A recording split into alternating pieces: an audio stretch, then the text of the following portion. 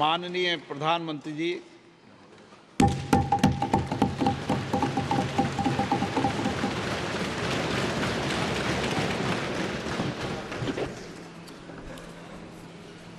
आदरणीय अध्यक्ष महोदय, ये सदन का सौभाग्य है कि आप दूसरी बार इस आसन पर विराजमान हो रहे हैं। आपको और इस पूरे सदन को मेरी तरफ से मैं बहुत बहुत बधाई देता हूं।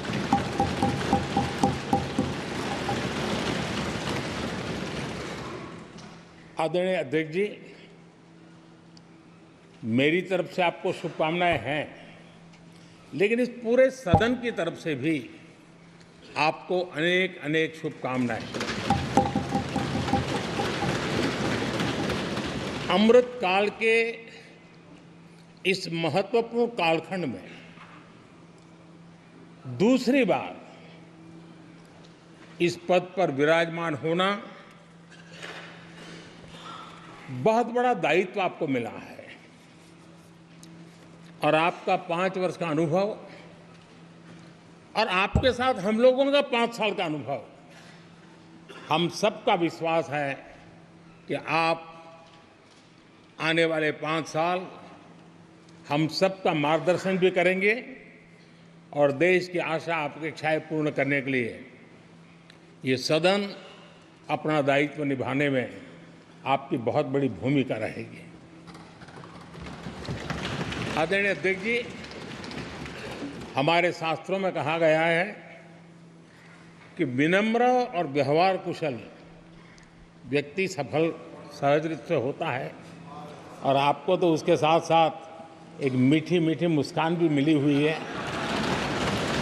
आपके चेहरे को ये मीठी मीठी मुस्कान पूरे सदन को भी प्रसन्न रखती है। मुझे विश्वास है आप हर कदम पर नए प्रतिमान, नए कीर्तिमान गढ़ते आए हैं। 18वीं लोकसभा में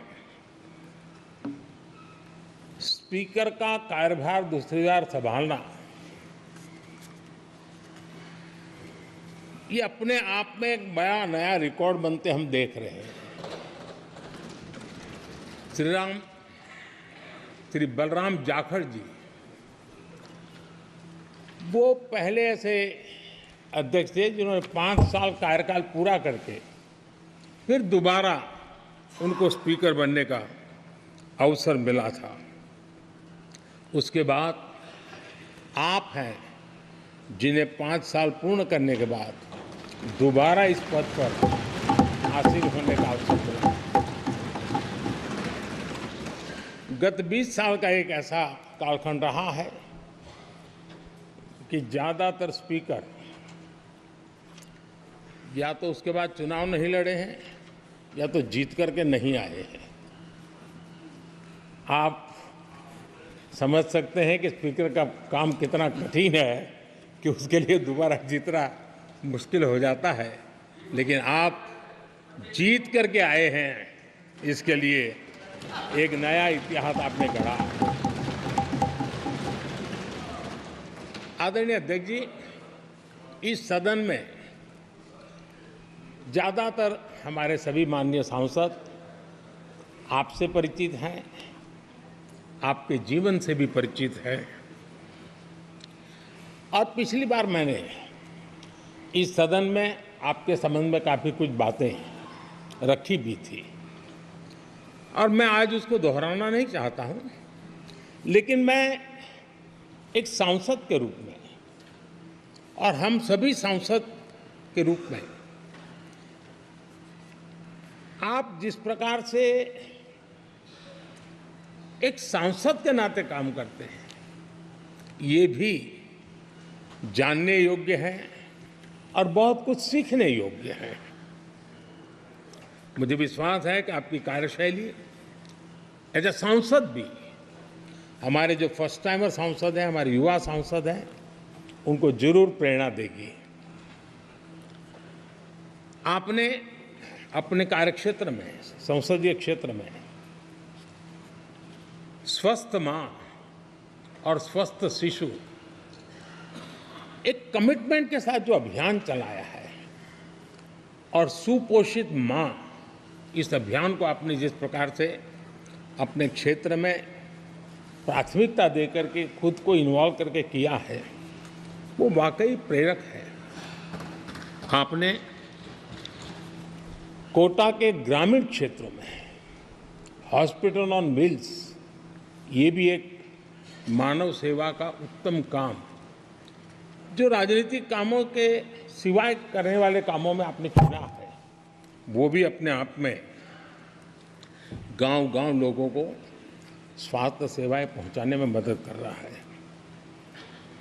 आप नियमित रूप से गरीबों को कपड़े, कंबल, मौसम के अनुसार छाता की जरूरत है छाता, जूते, ऐसी अनेक सुविधाएं समाज के आखिरी तबके के जो लोग हैं उनको खोज के पहुंचाते हैं।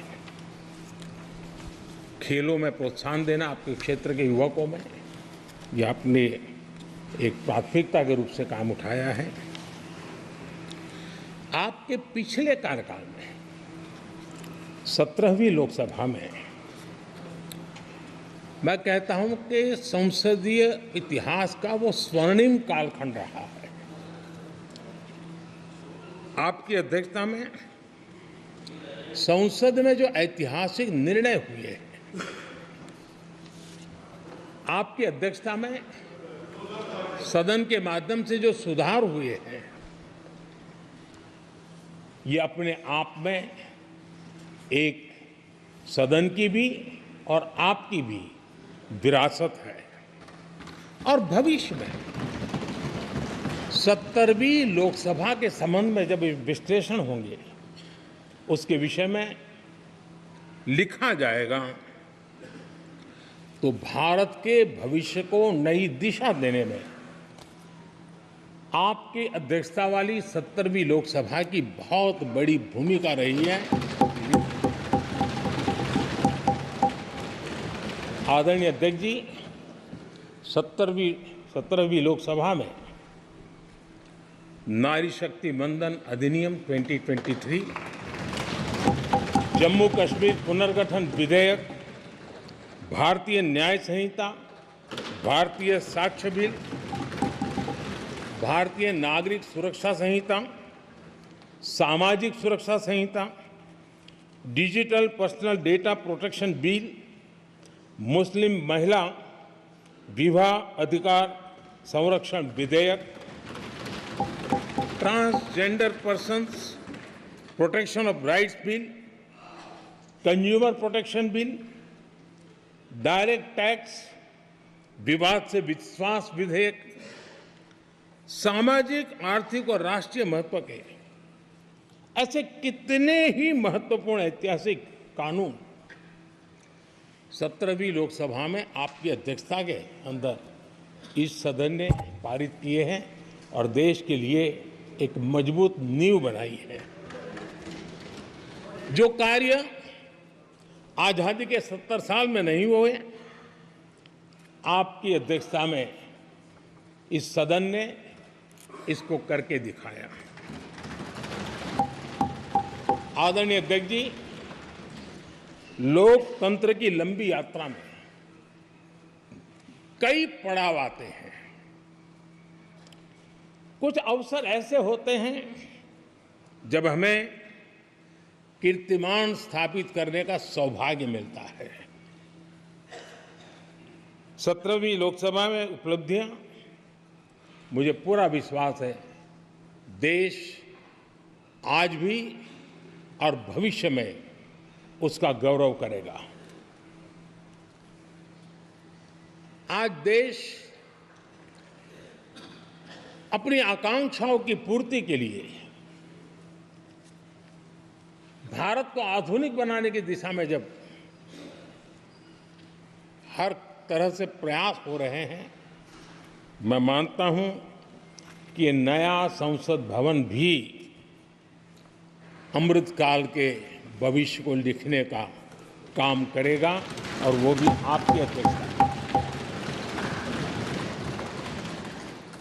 नए संसद भवन में हम सबका प्रवेश आपकी ही अध्यक्षता में हुआ और आपने संसदीय कार्यप्रणाली को प्रभावी और जिम्मेदार बनाने का कई महत्वपूर्ण फैसले लिए हैं और इसलिए लोकतंत्र को मजबूती देने में मदद मिली है। लोकसभा में हम पेपरलेस डिजिटल व्यवस्था से आज काम कर रहे हैं। पहली बार आपने सभी माननीय सांसदों को ब्रीफिंग के लिए एक व्यवस्था खड़ी की। इससे सभी माननीय सांसदों को भी आवश्यक रेफरेंस मटेरियल मिला। उसके कारण सदन की चर्चा अधिक पुष्ट हुई और ये आपका एक अच्छा इनिशिएटिव था जिसने सांसदों में भी विश्वास पैदा किया। हाँ, मैं भी कुछ कह सकता हूं, मैं भी अपने तर्क दे सकता हूं, तो एक आपने अच्छी व्यवस्था को विकसित किया है। आदरणीय अध्यक्ष जी, G20 भारत की सफलता के एक महत्वपूर्ण पृष्ठ है, लेकिन बहुत कम चर्चा हुई है, वो है P20 और आपके नेतृत्व में G20 देशों के जो पीठासीन अधिकारी हैं, स्पीकर्स हैं, उनका सम्मेलन आपकी अध्यक्षता में हुआ और अब तक P20 के जितने सम्मेलन हुए हैं उसमें ये ऐसा अवसर था कि दुनिया के सर्वाधिक देश आपके निमंत्रण पर भारत आए और बहुत ही उत्तम प्रकार के निर्णय उस समिट में हुए और उसने विश्व में भारत की लोकतंत्र की जो प्रतिष्ठा है उसको गौरव देने में बहुत बड़ा रोल अदा किया है। आदरणीय अध्यक्ष जी, ये हमारा भवन ये सिर्फ 4 दीवारें नहीं है। हमारा ये संसद 140 करोड़ देशवासियों की आशा का केंद्र है।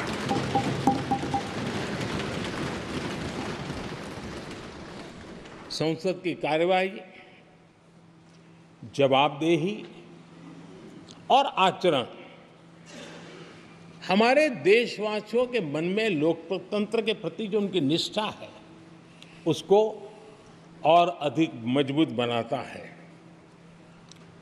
आपके मार्गदर्शन में 17वीं लोकसभा उसकी प्रोडक्टिविटी 25 साल के हाईएस्ट लेवल पर 97% रही और इसके लिए सब माननीय सदस्य तो अभिनंदन के अधिकारी हैं, लेकिन आप विशेष अभिनंदन के अधिकारी हैं।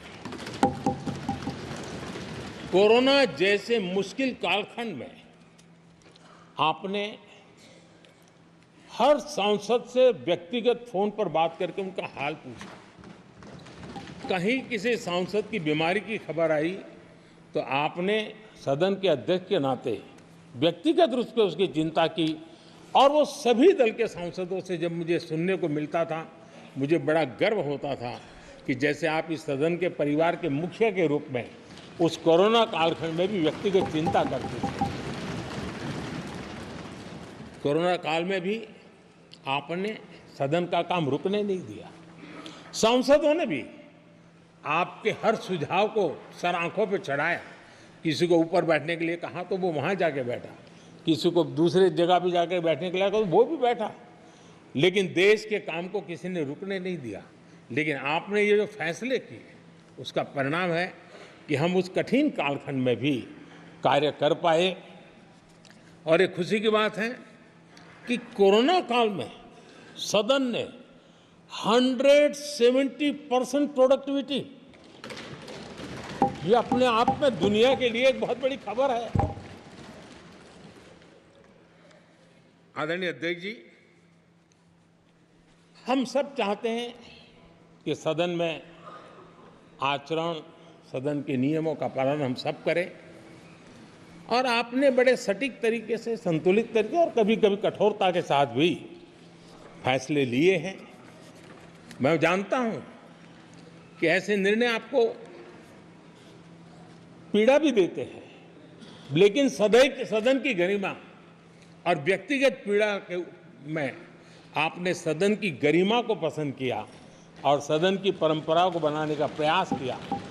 ये साहसपूर्ण काम के लिए भी आदरणीय अध्यक्ष जी, आप अभिनंदन के अधिकारी हैं। मुझे विश्वास है आदरणीय अध्यक्ष जी, आप तो सफल होने ही वाले हैं, लेकिन आपकी अध्यक्षता में यह 18वीं लोकसभा भी बहुत सफलतापूर्वक देश के नागरिकों के सपनों को पूर्ण करेगी।